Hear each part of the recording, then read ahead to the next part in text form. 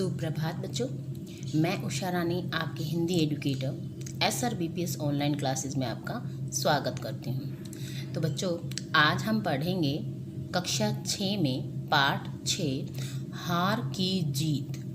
हार की जीत का अभिप्राय क्या है कि व्यक्ति हार कर भी जीत जाता है। अगर किसी की हार हो जाती है तो भी वह जीत जाता है, और किस प्रकार जीत जाता है, किन गुणों के कारण जीत जाता है, यही जो कहानी है आज हम पढ़ेंगे। कहानी से पहले परिचय देख लेते हैं। प्रस्तुत कहानी मानव जीवन के भावों को अभिव्यक्त करती है मतलब बताती है। बाबा भारती के एक ही वाक्य ने कठोर हृदय डाकू खड़ग सिंह का हृदय परिवर्तन कर उसका जीवन ही बदल दिया था। आओ पढ़ें हृदय परिवर्तन की यह कहानी। हृदय परिवर्तन अभिप्राय हृदय का बदल जाना। किसी का हृदय पहले कितना कठोर हो और बाद में कितना निर्मल कोमल हो जाता है, यह इस कहानी में बताया गया। यह कहानी हमें यह भी सिखाती है कि अगर कोई व्यक्ति हमारे साथ बुरा करता है तो हम उसे बुरा करके नहीं बल्कि अच्छा करके कुछ अच्छाई दिखाकर उसके जीवन को बदल सकते हैं, उस बुराई को अच्छाई में परिवर्तित कर सकते हैं। ऐसा ही बाबा भारती ने किया। बाबा भारती एक साधु थे। उनके पास एक सुंदर सा घोड़ा था जिसका नाम था सुल्तान। वे उसे बहुत प्रेम करते थे। उसी समय का एक प्रसिद्ध डाकू खड़ग सिंह, जब उसे पता चला कि बाबा भारती के पास एक ऐसा घोड़ा है जो बहुत ही अच्छा है, सुंदर है, तेज दौड़ता है, बलवान है, तो उसके मन में उस घोड़े को पाने की चाह आने लगी। अब उस घोड़े को पाने के लिए उसने क्या किया, और बाबा भारती ने उसके हृदय का परिवर्तन कैसे किया, ये हम पढ़ेंगे इस कहानी में। आइए शुरू करते हैं। माँ को अपने बेटे और किसान को अपने लहलहाते खेत देखकर जो आनंद आता है, वही आनंद बाबा भारती को अपना घोड़ा देखकर आता था। यानी एक माँ को अपने बेटे को खेलते हुए बड़े होते हुए देखकर जो जितना अच्छा लगता है, और एक किसान को अपने खेत को देखकर जितना अच्छा लगता है, उतना ही आनंद किसको आता था, बाबा भारती को अपना घोड़ा देखने में आता था। यानी वे उसे बहुत ही प्रेम करते थे। वह घोड़ा बड़ा सुंदर था, बड़ा बलवान। उसके जोड़ का घोड़ा सारे इलाके में न था। उसके जोड़ का अभिप्राय है उसके जैसा, यानी जो उसकी बराबरी कर सके। बाबा भारती उसे सुल्तान कहकर पुकारते। अपने हाथ से खरहरा करते। खरहरा होता है एक प्रकार का ब्रश होता है जिससे घोड़े के बालों को, घोड़े की शरीर की गंदगी को साफ किया जाता है। खुद दाना खिलाते और देख देख कर प्रसन्न होते थे। मैं सुल्तान के बिना नहीं रह सकूंगा, मैं सुल्तान के बिना रह नहीं सकूंगा। उन्हें ऐसी भ्रांति हो गई थी, यानी उन्हें ऐसे लगने लगा था कि अगर सुल्तान मेरे पास ना हो तो शायद मैं जिंदा भी नहीं रह सकूंगा। वे उसकी चाल पर लट्टू थे। चाल पर लट्टू होने का मतलब है उन्हें चाल उसकी बहुत अच्छी लगती थी, वे उसकी चाल पर मोहित थे।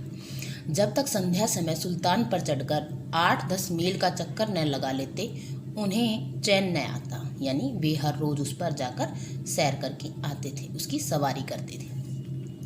खड़ग सिंह उस इलाके का प्रसिद्ध डाकू था। उसका नाम सुनकर कांपते थे। होते होते सुल्तान की कीर्ति उसके कानों तक भी पहुंची। कीर्ति अभिप्राय उसकी अच्छाई, उसकी प्रसिद्धि, यानी सुल्तान की जो विशेषताएं थी उसके बारे में उसने भी सुना। वह एक दिन दोपहर के समय बाबा भारती के पास पहुंचा और नमस्कार करके बैठ गया। आगे देखिए।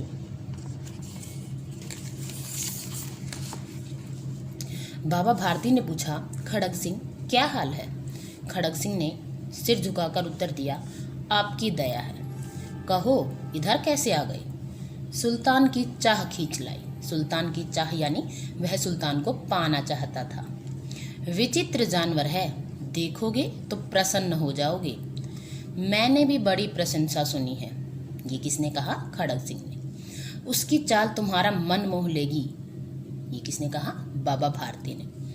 कहते हैं देखने में भी बड़ा सुंदर है, खड़ग सिंह ने कहा। बाबा भारती और खड़ग सिंह अस्तबल में पहुंचे। अस्तबल क्या होता है? अस्तबल होता है घोड़ों को रखने का स्थान, घोड़ों का बाड़ा। बाबा ने घोड़ा दिखाया घमंड से।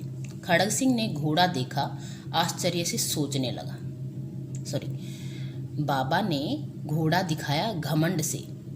खड़ग सिंह ने घोड़ा देखा आश्चर्य से।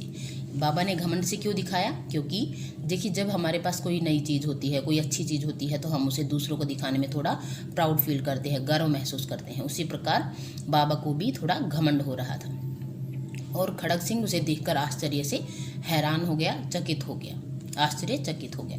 सोचने लगा, भाग्य की बात है, ऐसा घोड़ा खड़ग सिंह के पास होना चाहिए था। इस साधु को ऐसी चीज़ों से क्या लाभ? भाग्य की बात है, यानी उसका लक है, उसका अच्छा भाग्य है कि उसके पास ऐसा घोड़ा है, वरना साधुओं को ऐसी चीज़ों की आवश्यकता कहाँ होती है। कुछ देर तक आश्चर्य से चुपचाप खड़ा रहा। जाते जाते उसने कहा, बाबा जी, मैं यह घोड़ा आपके पास न रहने दूंगा, क्योंकि अब जो खड़ग सिंह था वो एक डाकू था, ठीक है, तो उसे तो जो चीज़ अच्छी लगती वह उसे ले लेता था, ठीक है। अब उसने जाते जाते बाबा को चेतावनी भी दे दी कि ये घोड़ा मैं आपके पास नहीं रहने दूंगा। बाबा भारती डर गए। अब उन्हें रात को नींद न आती। क्यों नींद नहीं आती? क्योंकि उन्हें लगता था कि डाकू खड़ग सिंह उनके घोड़े को, सुल्तान को कभी भी उससे चुरा सकता है। प्रतिक्षण खड़ग सिंह का भय लगा रहता, परंतु कई मास बीत गए और वह न आया। प्रतिक्षण मतलब हर पल उन्हें ऐसा डर लगता कि खड़ग सिंह आएगा और उनके सुल्तान को चुरा कर ले जाएगा, लेकिन ऐसा नहीं हुआ और कई महीने बीत गए। संध्या का समय था। बाबा भारती सुल्तान की पीठ पर सवार होकर घूमने जा रहे थे। सहसा एक ओर से आवाज आई, ओ बाबा, इस कंगले की सुनते जाना। कंगला मतलब गरीब। आवाज में करुणा थी। करुणा मतलब मार्मिकता, दया। बाबा ने घोड़े को रोक लिया। देखा, एक अपाहिज वृक्ष की छाया में पड़ा कराह रहा है। कराहना दर्द से पुकारना। बोले, कहो तुम्हें क्या कष्ट है? अपाहिज ने हाथ जोड़कर कहा, बाबा, मैं दुखिया हूँ, मुझ पर दया करो। रामावाला यहाँ से 3 मील है, मुझे वहाँ जाना है। घोड़े पर चढ़ा लो, परमात्मा भला करेगा। बाबा भारती ने घोड़े से उतरकर अपाहिज को घोड़े पर सवार किया और स्वयं उसकी लगाम पकड़कर धीरे धीरे चलने लगे। सहसा उन्हें एक झटका सा लगा और लगाम हाथ से छूट गई। उनके आश्चर्य का ठिकाना न रहा जब उन्होंने देखा कि अपाहिज घोड़े को दौड़ाए लिए जा रहा है। उनके मुख से भय, विस्मय और निराशा से मिली हुई चीख निकल गई। वह अपाहिज डाकू खड़ग सिंह था। बाबा भारती कुछ देर तक चुप रहे और इसके पश्चात कुछ निश्चय करके पूरे बल से चिल्लाकर बोले, जरा ठहर जाओ। खड़ग सिंह ने यह आवाज़ सुनकर घोड़ा रोक लिया और उसकी गर्दन पर प्यार से हाथ फेरते हुए कहा, बाबा जी, यह घोड़ा अब न दूंगा, परंतु एक बात सुनते जाओ। खड़ग सिंह ठहर गया। बाबा भारती ने निकट जाकर कहा, यह घोड़ा तुम्हारा हो चुका है, मैं तुमसे इसे वापस करने के लिए भी नहीं कहूँगा। केवल एक प्रार्थना करता हूँ कि इस घटना को किसी के सामने प्रकट न करना, यानी ये घटना किसी और के सामने मत बताना। खड़ग सिंह का मुंह आश्चर्य से खुला रह गया। उसने पूछा, बाबा जी, इसमें आपको क्या डर है? बाबा भारती ने उत्तर दिया, लोगों को यदि इस घटना का पता लग गया तो वे किसी दीन दुखी पर विश्वास नहीं करेंगे। दीन दुखी मतलब गरीब या कोई दुखी व्यक्ति। ये कहते कहते बाबा भारती चले गए। बाबा भारती के शब्द खड़ग